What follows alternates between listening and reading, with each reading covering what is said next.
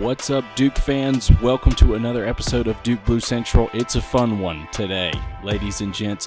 Duke is victorious even at PNC Arena against the NC State Wolfpack. It was a great game tonight. Duke ended up pulling away, winning this thing by 15. It was a closer game than that throughout, but in an arena where Duke has struggled so much in years past, just think back to that last year's game where it was maybe one of the worst Duke basketball games I've ever watched on TV, in person, whatever. One of the worst games I've ever watched Duke play. To come back and get a win like this at this point in the season is a monster win for Duke, and all things seem to be going right for the Blue Devils right now, barring an injury to Caleb Foster, but that seems to have woken up a few members of the Duke bench, and we'll talk about that in this episode. Awesome game to watch. PNC Arena was rocking. This was NC State's senior night, their last home game of the year, a game they were going to go all out, get every fan in the building that they could in hopes of pulling an upset and storming the court. That did not happen. No court stormers in PNC Arena because the Duke Blue Devils were just too good. They were too good for this NC State team, and it showed itself down the stretch. It even showed itself in the first half when Duke wasn't playing its best ball, and we still were able to maintain a lead over NC State. But let's just start there. First half of this game was an interesting one. Duke started this game shooting really poorly. NC State actually opened the game on a 9-0 run. I believe it got to 7-0, called a timeout. NC State increased it to 9-0. Duke responded, I think, going on a 10 or something, 11-0 run, making the score 11-9, and from there the game was on, and it was a tightly contested contest all the way until late, with about 5 minutes to go in the second half. But the story of the first half was really Duke's second chance points. Duke was not shooting the ball well at all in the first half. We shot 33% from the field, 12 for 36, and from three, it was even worse, 4 for 16. Which makes 25% for a team that's one of the best three-point shooting teams in the country. And we were getting open looks. This wasn't, I think, there were some shots that were contested, sure, but there were plenty of shots from guys like Jeremy Roach. Specifically, Jeremy Roach and Jared McCain had open threes, and they just missed them, and it's not something that they normally do. Jared was able to pick it up in the second half and make up for it. Jeremy Roach had a rough day shooting the ball from three, not rough everywhere else, but even he would tell you a lot of those shots he took in the first half and even throughout the game, he normally buries those. The type of sniper he's been from the outside this year, he normally drains those threes, and he wasn't able to get them down tonight, and Duke was still able to maintain a lead because of second chance points, and a lot of that was due to the contributions of Ryan Young in the first half and Sean Stewart in the first half, but really Sean came alive in the second half, but including Mark Mitchell too. Really all of our big men fought so hard on the glass today. If I can pull up the numbers here, besides Kyle Filipowski had a rough night. We'll talk about that in a minute. But Mark Mitchell, 4 offensive rebounds, 2 defensive rebounds. Sean Stewart, 4 offensive rebounds, 1 defensive rebound. Ryan Young, again, 4 offensive rebound to 1 defensive rebound. That's 3 of our front court pieces, finishing all of them with 4 offensive rebounds apiece. That is a massive contribution to the game, and you can tell by even just looking at the shot chart. If you look at the first half, Duke, like I said, went 12 for 36. NC State, who ended up being down by 3 at half, was 13 of 27. So we were able to shoot 9 more shots than they were just in that first half. Granted, we actually made 1 less because we weren't shooting that efficiently. But because of those second chance points, allowed us to hang around and even have a lead in the first half. And when Duke finally woke up, started playing their game and shooting better in the second half, it was all but a story. It was all but over then.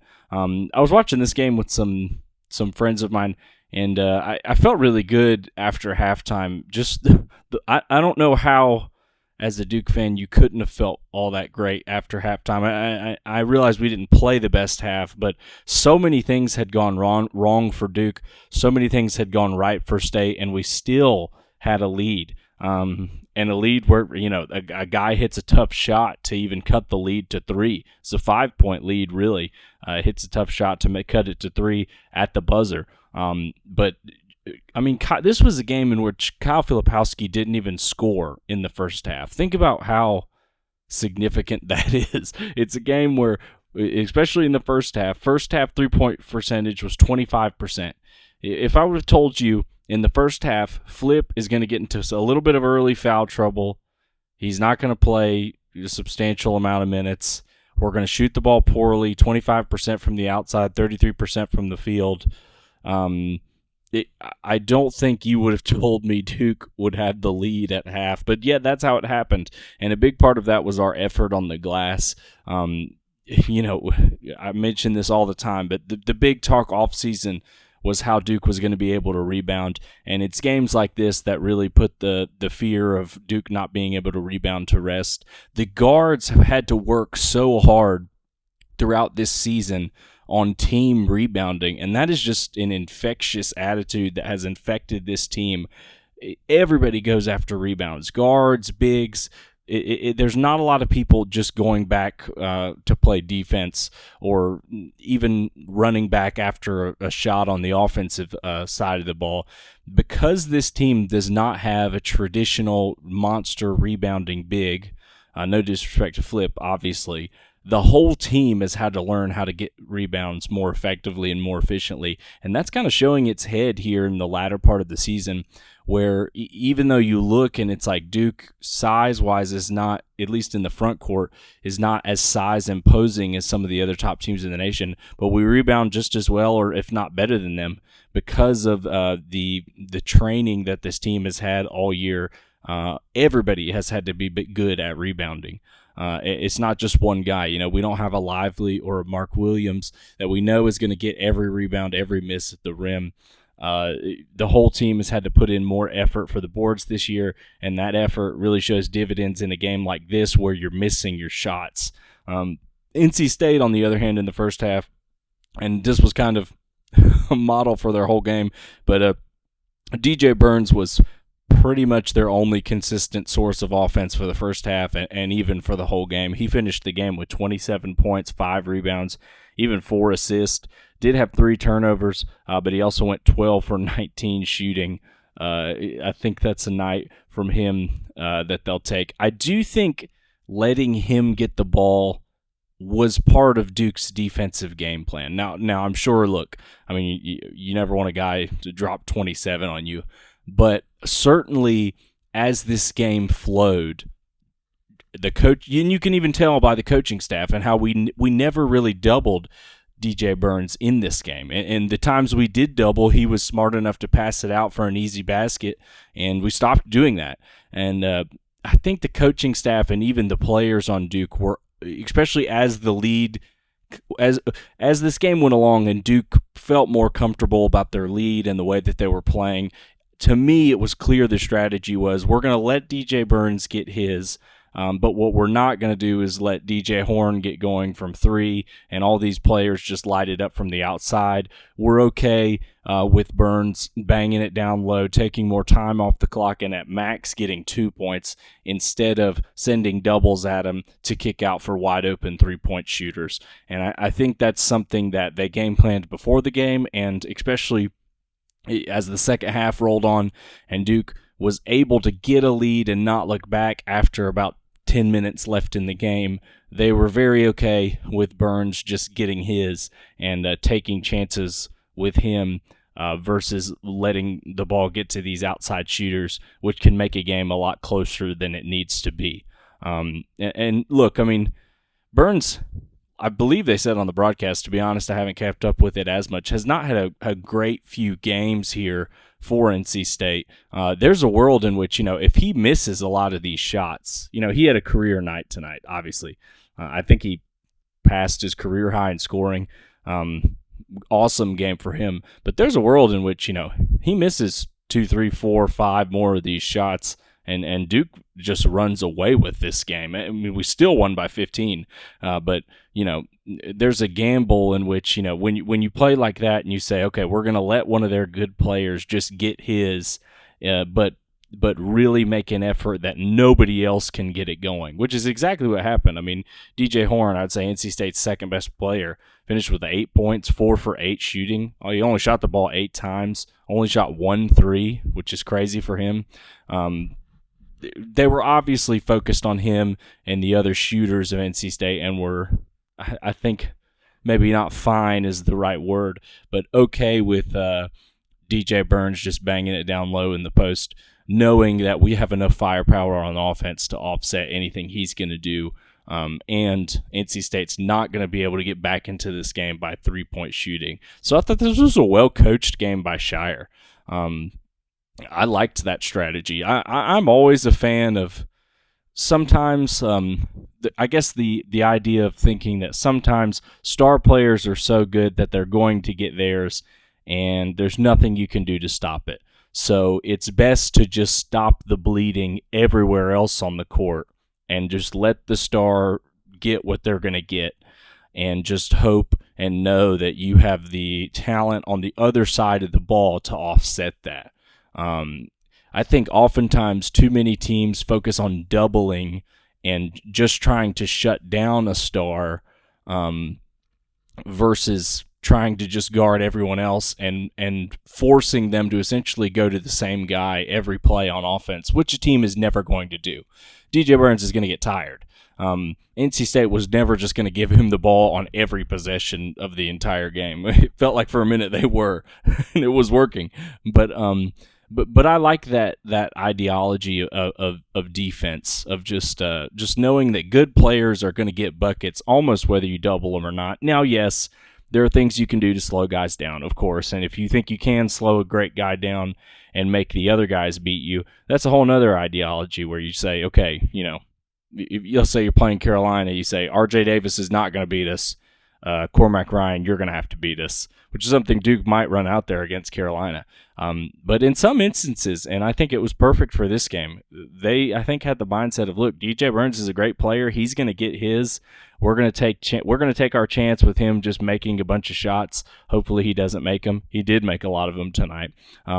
But nobody else is getting anything. Nobody else is getting open looks. Nobody else is getting easy passes. Nobody else is getting easy outside shots. And the Duke defense was really effective in doing that today, holding NC State to only 64 points and making sure that DJ Burns, one other player got to 10 points just barely, but DJ Burns was essentially the only player in double digits for the vast majority of this game.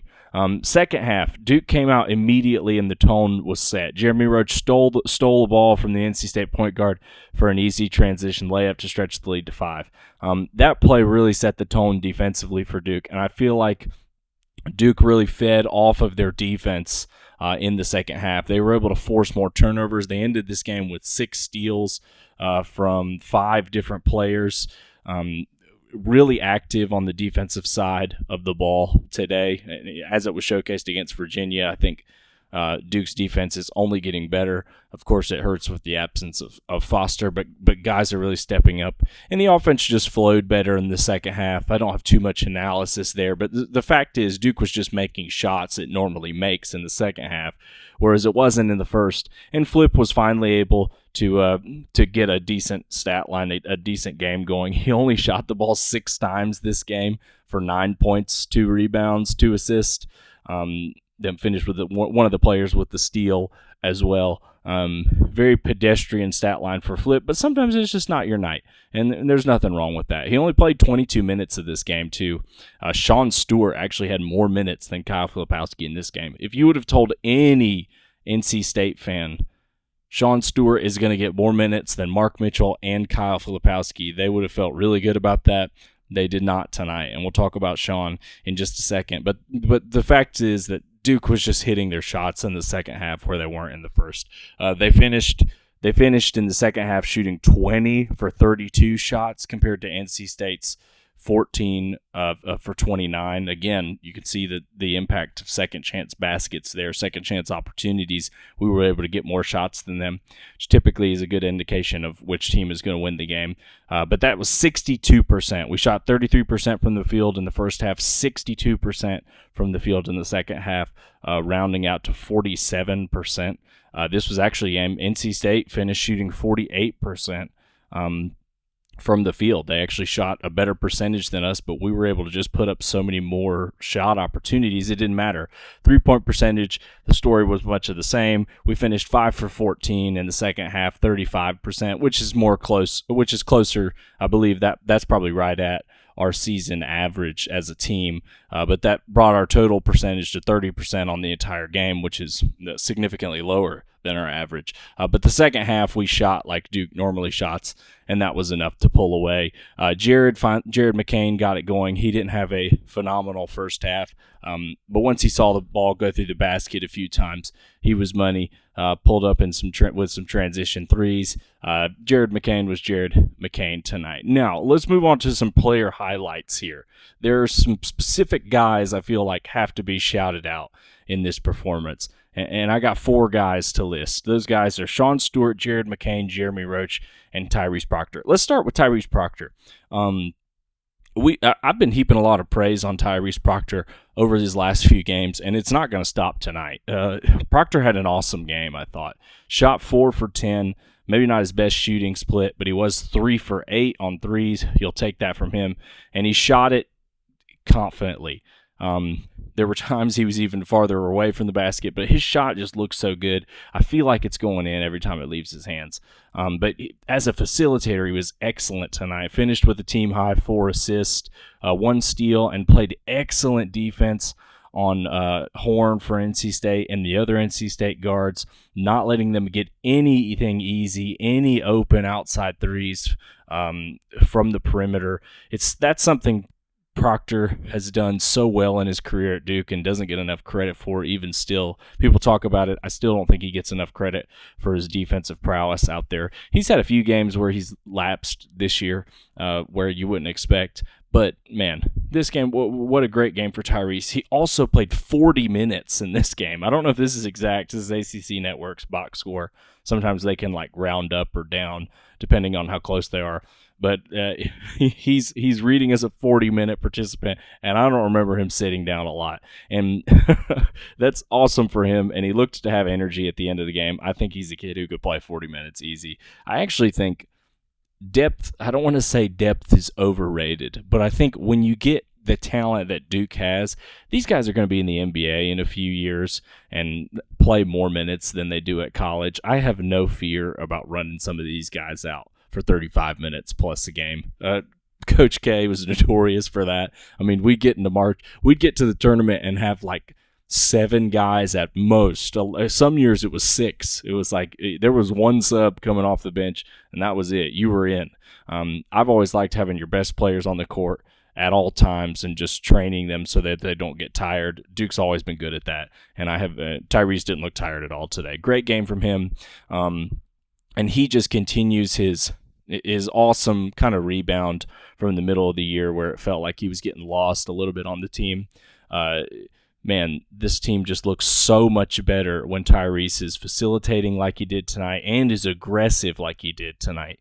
This is a game where he could have made a few more shots, and we're talking about him being the leading scorer or second leading scorer, but still finishing with 11 and 4 rebounds as well is great for Tyrese, not even factoring in how excellent of a defender he is.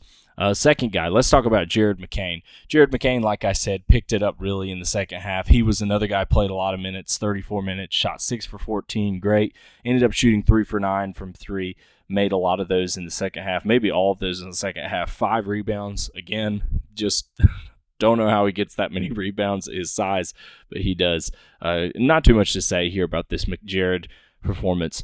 This is just the type of game that we almost expect from him night in and night out now. That's how good he's gotten, where it feels like 15 points is easily achievable for him each and every night, and sometimes significantly more when he's on shooting, which is a lot.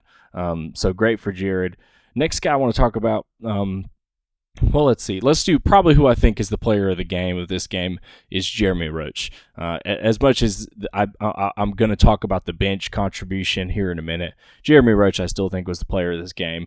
He went 9 for 17, so above 50% from the floor, all that while shooting 1 for 7 from three-point land. So a vast majority of his misses came from threes, and a lot of them were wide open that he normally buries. Man, if he hits a few more of these threes, I hate it for him because this is he gets 6 more points. We're looking at a 27-point game for Jeremy Roach. And anyone watching the game would agree that at least 2 of his threes, he's been really knocking down those shots throughout this season, and they just weren't falling for him tonight. But this had the potential of being a career night for Jeremy Roach. And it's still, 21 points, 4 rebounds, 2 assists, 1 steal. Pretty crazy stat line. But man, the kid's just steady. There were times whenever it feels like the offense is bogging down, and I think this is an important point to make for March. There are going to be times where you're just not getting into a rhythm offensively. And it felt like tonight, when that happened, everybody on the court knew, just get the ball to Roach. He will make something happen, calm us down. Hey, we'll get back into our sets next play. And it's so important to have that in a tournament setting where things can go awry very quickly. Your game plan can change rapidly. Like Mike Tyson always said, everybody has a plan until they get punched in the mouth, punched in the face. That can happen a lot in the tournament where you think a game is going to go one way. We've had it before as Duke fans. How many times have we said in the tournament, this team is not a good three-point shooting team, we don't have to worry about them, and then all of a sudden we're in the middle of the game and they're shooting 45% from 3 and they've made 6 threes in a row to start the game.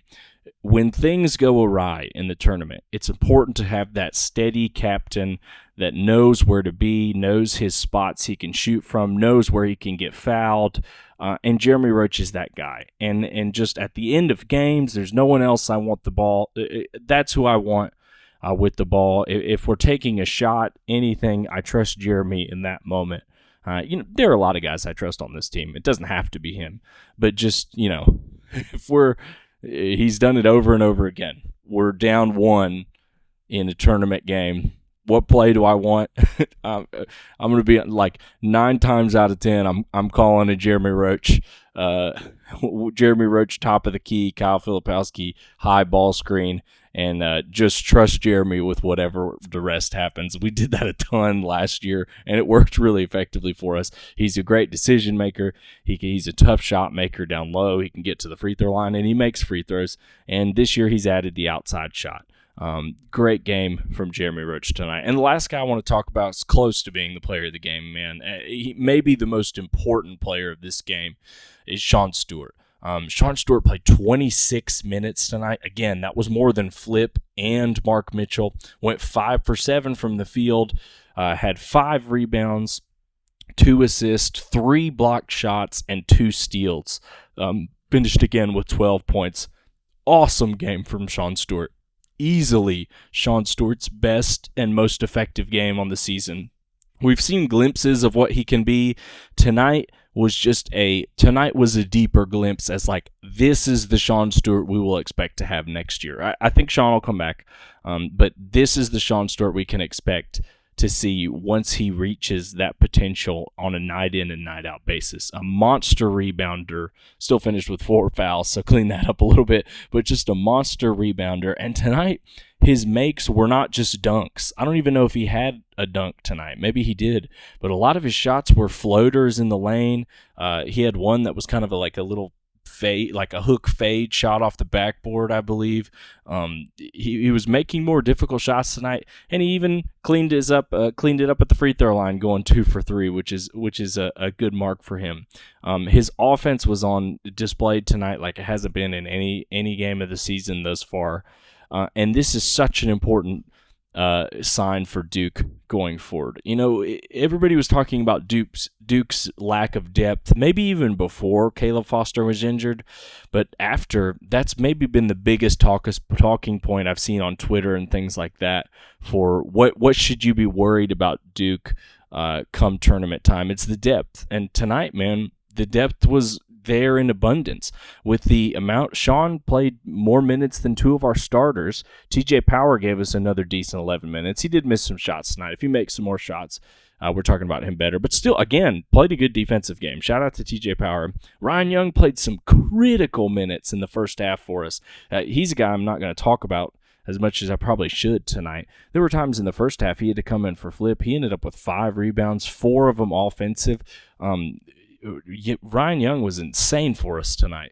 I think we finished the game with 17 bench points to NC State 7, who plays more guys than us. The depth was there, man, and I think with Sean, if Sean can give us 20 minutes on a given night, that's going to be more than enough to spell the times when Flip gets in foul trouble, or Ryan Young not able to be in the game, or we need another big man, or even times he can also spell Mark Mitchell. If Mark Mitchell gets into foul trouble, he can play alongside Flip. Flip gets into foul trouble, he can play alongside Mark Mitchell at the small ball 5, or you let Mark play the 5. He's a versatile defender. He's just an athlete. He can guard pretty much every position as long as he doesn't foul, which is a concern. But he's also not a guy that I think is going to play 30-plus minutes in a game. So his fouling concerns, at least for this year, it's not as concerning. You can pretty much just tell him, hey, go play free. Just don't foul every possession, and you should be fine. But that's just going to be huge for us going into the end of the year, especially if he can give us performances like this where he's just grabbing every loose ball and is able to even score some within the paint and even outside the paint. Awesome game for Sean Stewart, and one of the most important questions going forward for Duke is does this continue throughout the rest of the season and postseason, this type of Sean Stewart play? Man, I think that's all I have to say for this one. This was an awesome game for Duke. This is just one that has loss written all over it.